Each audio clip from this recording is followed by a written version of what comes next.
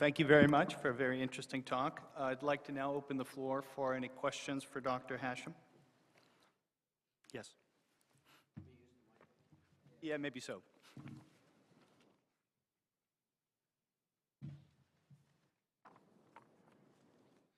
Jack Spengler, Harvard, and roundtable member. Thank you so much, Professor Hashim. That was quite interesting. Is there any reason why you couldn't be doing B50, B100? Why is the federal policy at B5 in terms of mixing the palm oil with diesel? Because there's certainly capabilities of using it at a much higher percentage. I'm not too well versed on the economics of it, but even at the B5 level of mixing 5% with 95% petroleum diesel, as I've shown in one of the slides, right now the oil palm price hovers around 1,000 USD per metric ton. When it gets above $600 per ton, it is no longer economically viable for using palm oil as a biodiesel mix. But that also has much to do with the government subsidy framework. Diesel is highly subsidized in Malaysia. And at the moment, the government is not yet extending this subsidy to palm oil biodiesel. So that makes it very uncompetitive with other uses of palm oil. So it's better for the palm oil producer to sell it for other uses than to be using it for I think I'll share with you then the dissertation of one of my doctoral students, Ramon Sanchez, who looked at the use of biodiesel in Mexico City and the reduction of particulates and the co-benefits of health benefits really changed the balance, the equation, on what is useful. So I'm sure Kuala Lumpur has horrible air pollution, and this might be another approach. One other question, if this palm oil has been used for so many years, why does it have to be done on big plantations? Can it actually be distributed to smaller scale operations, a village, for instance? It started out that way because the palm oil industry was used quite successfully as a poverty eradication project, where we set up a cooperative under this FELDA scheme, and it has just gone private. FELDA Global Ventures is one of the largest public listed company in the world right now. I don't know whether that is a good thing or not, but it started out with what we call smallholder, organized very effectively by the government. But that was the time when we cut down the trees and opened up land for resettlement of the poor rural families into this cooperative plantation called FELDA. And, you know, I mean, even for the negative impact of that, the economic benefit was quite significant in trying to bridge the gap between the poor and the more affluent segment of the society. So that was quite successful. I think similarly in Indonesia they have this transmigration project, but I think in terms of the economic benefit, the one in Malaysia was doing quite significantly better. But because of the rising price of oil palm, then the government see this as an opportunity to make the palm oil industry a significant contributor to our economy. And that's when they started big concession to companies to open up huge land. Yeah? But when, of course, we thought that would be a way to better manage, but maybe it's not that right move. But so there is the need to balance now between large plantation and smallholders. Another thing about the prospect of biodiesel, of course, our local consumption is limited because private cars that use diesel is very small in number in Malaysia. One prospect of biodiesel, if we can export it for use in overseas market like the EU. Unfortunately, the EU has very strict directive. I think one of it is the Renewable Energy Directive, which specify that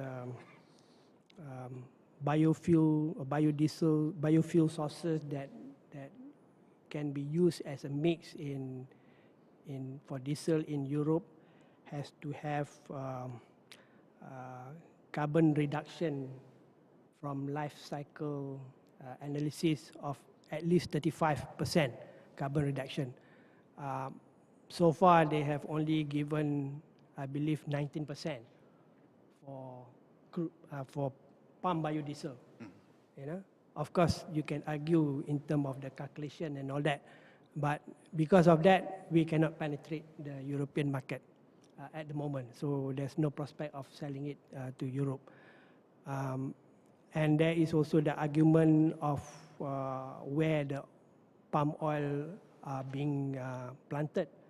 One of the regulation that it should not be in high biodiverse land and high carbon content land. And some of the oil palm plantation has been planted over peat soil, which has a lot of carbon storage. And to do this, they drain the land. And sometimes because of the drying up the land, it causes fires, that release carbon. So that is the argument. But not all palm oil plantation are on peatland. Some of it are. So that's the argument that negotiation going on right now with EU and also other bodies to see whether palm oil biodiesel may be accepted as a potential fuel mix for these countries. I'd like to build on something that you said early in your answer about the government's initiative to move some people in poverty out and become small owners, I think you called them. Obviously, there's tremendous benefit in bringing people out of poverty, but I imagine one of the downsides, one of the environmental challenges is similar to the example you showed where there's potential pollution of a very highly valued water source. I'm wondering if that happens because of a lack of available technology. Is it that those villagers chose to not use technology which would have prevented the contamination of that valued waterway, or is it that that type of technology for wastewater treatment, for example, isn't available remotely, and that's the challenge? Yeah, I think technology is not the issue because mainly this is organic content, so it contributes to high BOD load to the river.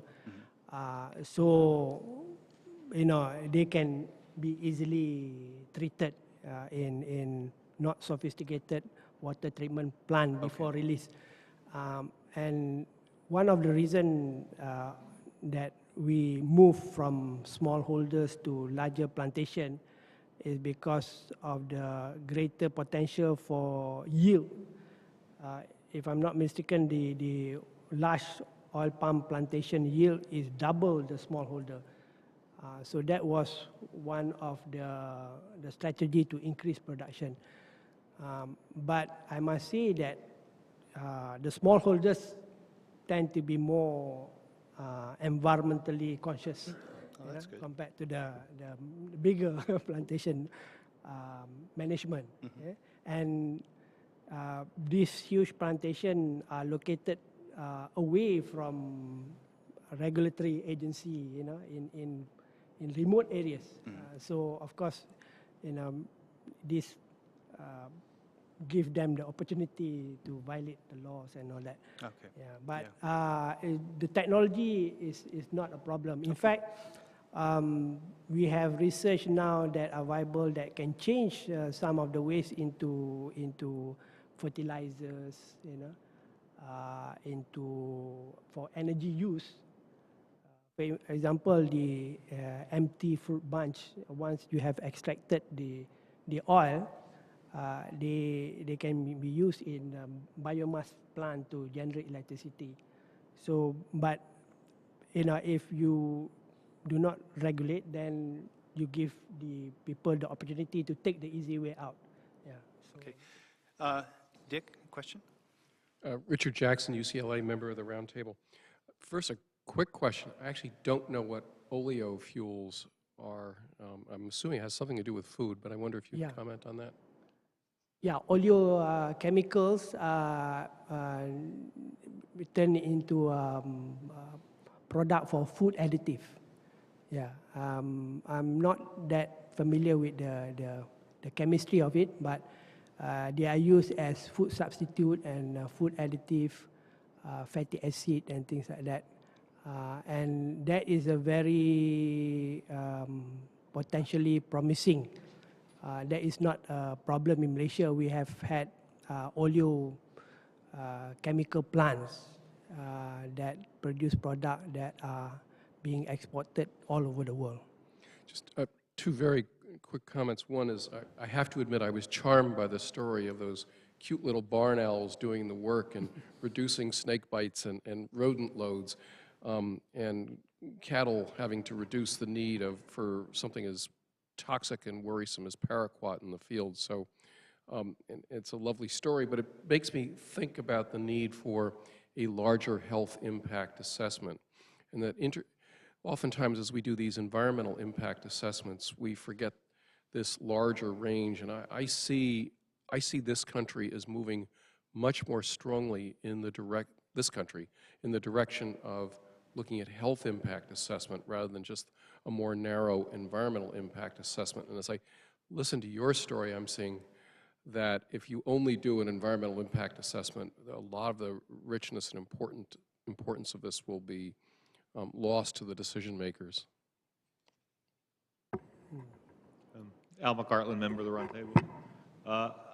My look at the literature suggests that at current prices for palm oil or for soybean oil, for that matter, making biodiesel is more expensive than making diesel from petroleum. And so the demand, that suggests as an economist that the demand is really coming from the mandates in this country and Europe and elsewhere. I'm wondering, does the country or all the palm oil producers, you talked a little bit about raising the yield per hectare. You didn't discuss much, I don't think, or I might have missed it, the expansion plans in terms of more land. You said 15%, I think, of the land was devoted to palm oil. Is that demand fueled by the demand by the U.S. and the EU for more biodiesel to meet our mandates, or is it because the market wouldn't provide it unless the mandates were there? And do you feel, or is the country feeling sort of vulnerable to policy changes in the EU and the U.S.? Yeah, at the moment, you know, even at 15% acreage of the country's land area, that is already quite significant because oil palm land use is also now competing with other land use. If, for example, Putrajaya, you know, Putrajaya is our brand new township, not so brand new, but you know, it's new enough. It's built from the ground up, like Canberra and all that. And that was originally a oil palm estate, you know, oil palm estate. And it's been converted into a whole new township because some of these oil palm plantation that belong to the smallholder group of people are located in very strategic area. So they are being turned into commercial and residential area. So there is a reduce of acreage there already. And with land prices the way they are in Malaysia, due to the competing demand, I don't think we can increase this acreage further. But research has shown that you can really improve the productivity and the yield of these oil palm trees. So they say that the theoretical yield can be as high as 18 metric ton per hectare per year, as compared to 6 by the plantation owners right now.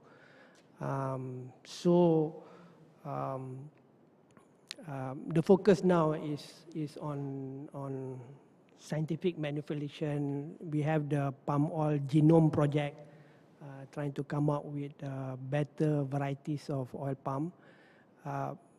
Now, if we are able to penetrate the foreign market, I think this will be very promising. But with some negative publicity that the oil palm industry are getting right now, we don't see it to be able to do that in the very near future. Yeah? So many of the oil palm plantation players feel that they should do business as usual, because it is also very profitable to be selling oil palm for other uses until a time when they feel that biodiesel can be a potential earner as well in the scale of things. Yeah. Of course, it might be, I mean, if the mandates for biodiesel went away across the world, then there'd be more soy oil and other oils that would compete in these other uses as well.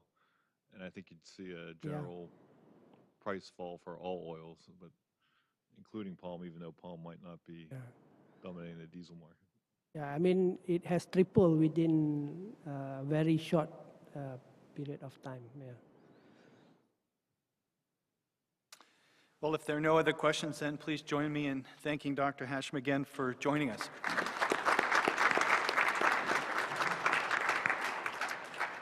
So we'll be taking a lunch break now, and unless I'm told otherwise by Lynn or Frank, we would hope that you could be back by 12:30, 12:35 for the beginning of the next session.